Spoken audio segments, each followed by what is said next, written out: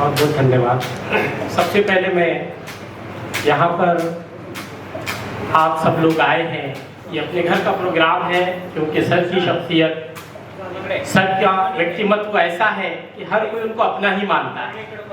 कोई मेहमान की तरह यहाँ नहीं आए, फिर भी मंच पर मौजूद इतने सारों के नाम लेना मैं मुनासिब नहीं समझता, क्योंकि ये सब अपने दिल के हैं, और जो दिल के होते हैं उनको लफ्ज़ों की ज़रूरत नहीं होती, उनको सिर्फ दिल के तार की ज़रूरत होती है। तो मंच पर तमाम जो मौजूद जितने भी मेहमान हैं, जितने भी अतिथि हैं, जितने भी मेरे अपने हैं, मैं उन तमाम का धन्यवाद करता हूँ। और सर के बारे में बोलने से पहले मैं कहता हूँ, मंजिलें उनको मिलती है जिनके सपनों में जान होती है। मंजिलें उनको मिलती है जिनके सपनों में जान होती है। पंखों से कुछ नहीं होता, हौसलों से उड़ान होती है। सर की लाइफ, सर की शुरुआत, सर की जिंदगी एक छोटे से खेड़े से शुरू होती है। तालुका रावेर, जिला जलगांव। वहां से शुरू होकर मुंबई तक, और मुंबई से शुरू होकर महाराष्ट्र के बाहर पूरे देश में फैलना, ये बहुत गर्व की बात है। डॉक्टर आरबी, ये डॉक्टर का लफ्ज लगना, एक छोटे से बच्चा जो पैदा हुआ और फिर उसको जब स्कूल ले जाया जाता है और स्कूल में मास्टर जी कहते हैं तो बहुत छोटा है। मैं कहानी नहीं सुना रहा हूँ, जो सर के साथ हो वही सुनाता हूँ। और इसको तो आप पहली में क्यों डालोगे, कोई और क्लास में डालो। वही सर कहते हैं, छोटे से सर है, रोजत का सर ही, और कहते हैं कि सर मेरे दोस्त तो पहली में पढ़ते हैं, मैं क्यों पहली में नहीं पढ़ूं। यहाँ से वो स्टार्ट होती है वो संघर्ष की, और वो संघर्ष चलता चलता आज आपके सामने एक पेड़ की तरह खड़ा है। 38 साल की सर्विस, ये उनकी विशाल काया है, हिमालय की माया है, हिंद महासागर की छाया है। ये लफ्ज बड़े नहीं है। आप कहेंगे जुमा जुमा 4 दिन हुए आप सर को मिले, आपको सर की ये माया, ये काया, ये छाया कैसे समझ में आई।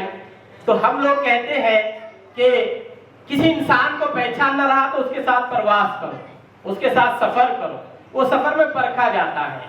मैं सर के साथ बहुत लंबा सफर किया हूँ, कंटिन्यू। रात के 6 बजे जब शाम होती है, संध्या काल, जब के 6 बजे से लेकर सुबह में 7 बजे तक एक गाड़ी में हम साथ रहे, 4 व्हीलर के अंदर। सुबह में हम बैठे 5 बजे से लेकर शाम में 4 बजे तक ट्रेन में एक साथ रहे। इस दौरान जितनी बातें हुई और फिर सर के बारे में जितना कुछ सुना, और सर के काम और सर के जो फोन आते उनसे मालूम हुआ कि ये कोई सादी शख्सियत नहीं है। तेरी शख्सियत में छुपे हैं कई राज, तेरी शख्सियत में छुपे हैं कई राज, तुझसे करीब आओ तो मैं जानूं तू है क्या। तो जब सर के करीब जाओ तो मालूम होगा। और सब ने यही कहा कि सर आप रिटायर हो गए। लेकिन मैंने सर को कहा कि अभी तो रिटायर नहीं हुए, अभी तो ये जो पंख हौसले वाले ये खुले हैं। ये तो अभी पंख जो थे, एक नौकरी का स्टैंप था, उसके बंधन में बंधे थे। सामाजिक काम के लिए कोई रिटायर नहीं होता, सामाजिक काम की शुरुआत अब सर की होगी और खुलकर होगी। सर ने 1966 के अंदर सर की पैदाइश हुई, और वहां से इन्होंने उसके बाद रावेर में जाए इनकी पढ़ाई शुरू हुई। वहां से इन्होंने पढ़ाई शुरू की। पढ़ाई पढ़ते प्राइमरी से हाई, जिस तरह पढ़ते चले गए। सर एक बहुत छोटे से एक किसान जो होते हैं उस तरीके से थे। सर का एक वाकया मैंने पढ़ा। आप जब किताब पढ़ोगे सर की जीवन से, जो किताब आप देखे हैं, मैं इसको पहले देख चुका था, तो उसमें एक छोटा सा देखेंगे, सर ने हर चीज अपने बल पर की है। उनको माता पिता का पूरा साथ मिला, यहाँ तक कि ड्रेस लेना रहा तो सर ने उसके लिए भी कष्ट करके मेहनत किया, और अपने मेहनत के बल पे वो 40 रुपए का शर्ट और वो जो भी पैंट और वो शर्ट खरीदा, पहन के स्कूल गए। उसके पहले नाइट पैंट की तरह पहन के स्कूल गए, लोग बच्चे हंसने लगे, लेकिन सर ने किसी का बुरा नहीं माना। सर की यही शख्सियत उनको आगे लेकर चले गई। सर चाहते थे मैं डॉक्टर बनूं, उसके लिए उनके अंदर वो काबिलियत थी और वो बन भी जाते। मैंने पढ़ते पढ़ते जब सोचा, रात के 2:30 से 3 बज रहे होंगे, और मेरे को हंसी आई कि अगर ये डॉक्टर बन जाता तो फिर क्या होता। सिर्फ और सिर्फ एक इमारत खड़ी होती, सर का बंगला होता, सर के बंगले के गाड़ी के नीचे कार होती, 4 वॉचमैन होते, और सब बोलते डॉक्टर साहब चलिए रात का टाइम होता। इतने लोग नहीं जुड़ते। ये सब गुरुवर्य है, सब गुरु है। गुरु के सामने बैठना और गुरु का गुरु बनना, ये बड़ी बात होती है। क्योंकि सर के पास गुरु के लिए जो डिग्री लेनी होती है गुरु को पढ़ाने के लिए जो डिग्री लेनी होती है वो सर के पास है। सर न सिर्फ डीएड है बल्कि आपने बीएड भी किया, आपने एमएड भी किया, आपका सिलसिला चलता रहा। 1995 में वो रावेर छोड़कर, जलगांव छोड़कर 1985 में 1985 में वो ठाणे आए, कल्याण आए और कल्याण से शुरुआत की, डोंबिवली से शुरुआत की, डोंबिवली से शुरुआत की और यही कल्याण तालुके में नौकरी का ये प्रोग्राम भी सर का हो रहा है। ये बड़ी बात है, इतने साल तक ये प्रोग्राम करना। उसके बाद 95 से सर ने काम करते चले गए, सर पढ़ते चले गए। आप अगर उनके डिग्रियों की लिस्ट देखेंगे वो रुके नहीं। नौकरी मिलने के बाद मैं भी रुक जाता हूँ, आप भी रुक जाते हैं कि हमको नौकरी मिल गई और शादी हो गई और बच्चे हो गए और सारी चीजें हो गई, अब समाज का क्या काम करना है, बस 5 घंटे की नौकरी 6 घंटे की नौकरी करके आते हैं, घर में रहते हैं। सर का ऐसा नहीं था। Doctor RB. रोजतकर सर जो आज नाम है, ये वाकई हिंद महासागर की छाया है। इतना बड़ा बनने के लिए, एक छोटा आदमी को इतना बड़ा बनने के लिए बहुत कष्ट करना पड़ता है। एक हिमालय को ऊपर जाने के लिए जितने नीचे झटके सहने पड़ते हैं वो झटका है। हम जानते हैं कि हिमालय है, लेकिन हिमालय के नीचे जो लावा जलता है और जो उसको ऊपर भेजता है तो वही जानता जो जियोलॉजी जानते हैं।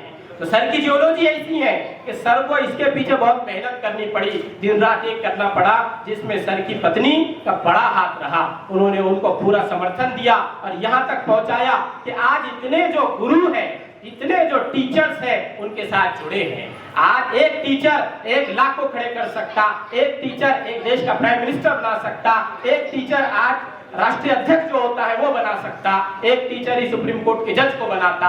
और ये तमाम टीचर जब सबके सर के साथ जुड़े हैं तो सर कितना बड़ा दरख्त है इसका हम अंदाजा नहीं लगा सकते। इसीलिए संत कबीर ने कहा था कि हम जैसा बोगे वैसा पाओगे। संत कबीर ने कहा था कि करनी करा फिर नहीं डरा, करनी करके पछताया। हम सब भी करनी करते हैं, लेकिन जो जैसा करेगा वो वैसा बनेगा। अच्छी करनी बुरी करनी दोनों होती है। करनी करा फिर नहीं डरा, करनी करके पछताया। पेड़ बोया बबूल का तो आम कहां से पाया। सर ने शुरू में बबूल का पेड़ नहीं बोए, एक आम का पेड़ बोए हैं जिसका फल भी खा रहे हैं और जिसकी छाया में हम सब आज चल रहे हैं। सर ने 1991 नौकरी लगी, 1985 में, 1989 में लगने के बाद बीए किया, हम छोड़ देते हैं। सर का साइंस था, सर ने उसमें भी टॉप किया, लेकिन डॉक्टरी फील्ड में नहीं हो सका। सर ने अपने पिताजी की सुनी, सर के पिताजी ने कहा कि आप डीएड कर लो। सर ने डीएड किया, डीएड करके सर वापस आए। फिर 85 के अंदर 1985 में जॉब के बाद सर ने 89 में बीए कंप्लीट किया, यहीं से मुंबई से। 1989 से बीए कंप्लीट किया। उसके बाद फिर आप पढ़ते रहे, मैं सिर्फ अभी उनकी पढ़ाई की छाया बता रहा हूँ। जो बोलते हैं ना, एक अनर्थ एक अविद्या ने केले, तर सर ने उस विद्या को समझा कि विद्या क्या होती है। और फिर उसके बाद सर 1991 में एमए हिस्ट्री से पास किया, एमए हिस्ट्री किया, मुंबई यूनिवर्सिटी से ही किया। फिर 93 में बीएड किया, हमें नहीं। देखो किस तरह बढ़ रहा है। एक तो नौकरी भी है, शादी भी होगी, घर भी है, सब कुछ है, लेकिन ये बड़ी शख्सियत बनने जा रहा था। ये बहुत बड़ा रिकॉर्ड बनाने जा रहे थे, ये हिंद महासागर की तरह एक छाया बनाने जा रहे थे।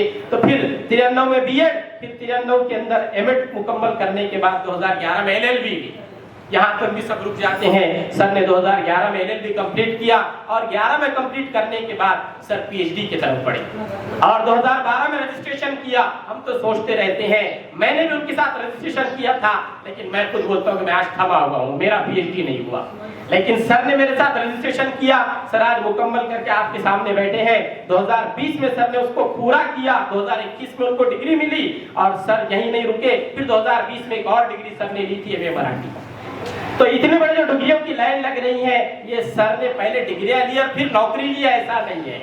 ये एक ऐसी शख्सियत है जिसने पहले नौकरी लिया, बाद में डिग्री लिया।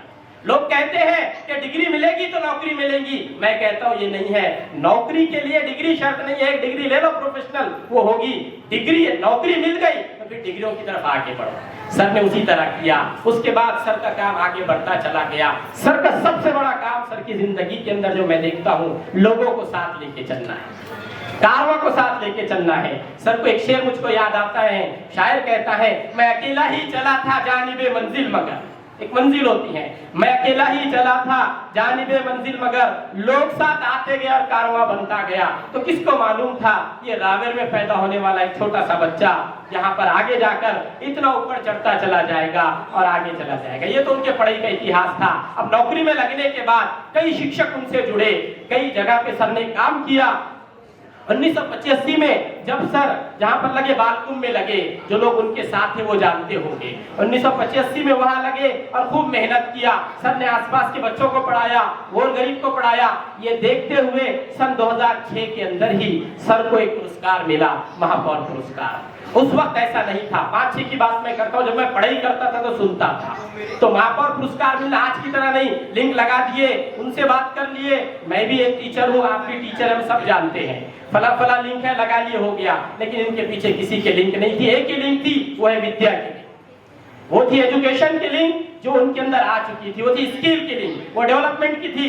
सर अपना वाकया मुझको सुना रहे थे कि नींद आती थी मैं पढ़ने के लिए, जब टेबल पर बैठता था तो मैं किस तरीके से नींद ना आए क्या करता था, चारों तरफ से सब पानी डाल देता था टेबल पे और इस तरीके से पढ़ता था, आंख लगी तो पानी पे मेरे सर या हाथ लग जाए, नींद खुल जाए। ऐसे मेहनत करके पढ़ने वाले सर की जो शख्सियत है, उनका जो व्यक्तिमत्व है, शब्दों में उसको पुरोया नहीं जा सकता, शब्द तो बहुत कम है।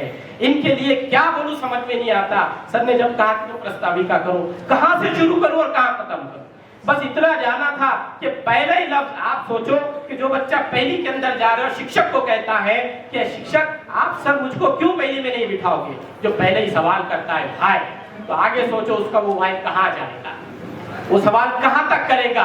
तो सवाल करते करते आखिर वहां पर उनको जीत मिली और वहां पर वो पहली में गए। इस तरीके से वो सवाल आज भी चल रहे हैं। अब मैं ये समझता हूं कि आगे और चलेंगे, अब तो पंख खुले हैं, हमको आजादी मिली है। इसके बाद सर ने उसके आगे बहुत सारे काम किए। 2006-07 में उनको जो पुरस्कार मिला, उसके बाद फिर 7-8 के अंदर महाराष्ट्र राज्य आदर्श शिक्षक पुरस्कार, ये माननीय विलासराव देशमुख जी जब यहाँ पर जिंदा थे उस पीरियड में वसंतपुर के साहब, इनके हाथों इनको दिया गया। उसके बाद राष्ट्रीय आदर्श शिक्षक पुरस्कार 2021 में सर को फिर मिला। ये पुरस्कार मिला गुरु रविदास स्मृति चिन्ह, ये 2023 में मिला। इस तरह सर का कारवां हर कोई आपको बोलता चला जाएगा और सर आज भी काम करते जा रहे हैं। सोशल एजुकेशन मूवमेंट हो, BRCF हो, BRCF का बहुत बड़ा काम है, ये 16 स्टेट में चलता है और 168 इनकी कैडेट जो होते हैं कर लेते, प्रोग्राम लेते हैं, उन्होंने ये कैडर कैंप लिए हैं। इतना बड़ा कैडर कैंप लेना और इनके अधिवेशन हुए हैं, राष्ट्रीय अधिवेशन, एक राष्ट्रीय अधिवेशन लेने के लिए कितना काम करना पड़ता है इसका आपको अंदाजा नहीं। जो लोग एक प्रोग्राम शादी का लेते तब उनको मालूम पड़ता है। तो सर की शख्सियत बहुत बड़ी है, टाइम नहीं है सबको बोलना है। अगर मैं ही बोलता रहूं सर के बारे में जितना जो कुछ सुना और समझा, अगर मैं ही बोलता रहूं तो आप सुनते रहोगे, शाम हो जाएंगी और जिन जो काम के लिए सब आए हैं वो रह जाएंगे। तो अपने ये थोड़े से शब्द सर के लिए बोलकर अपनी जगह लेता हूँ और एक शेर कहता हूँ कि अमल से जिंदगी बनती है, अमल जो प्रैक्टिकल होता है, अमल से जिंदगी बनती है, जन्नत भी जहाँ नुम्बी, ये खाकी अपनी फितरत में न नूरी है न नारी। एक तो इंसान छोटा है, उसके प्रैक्टिक उसका अमल ही उसको ऊपर ले जाता है या नीचे डालता है। इतना कहकर अपनी जगह लेता हूँ। धन्यवाद।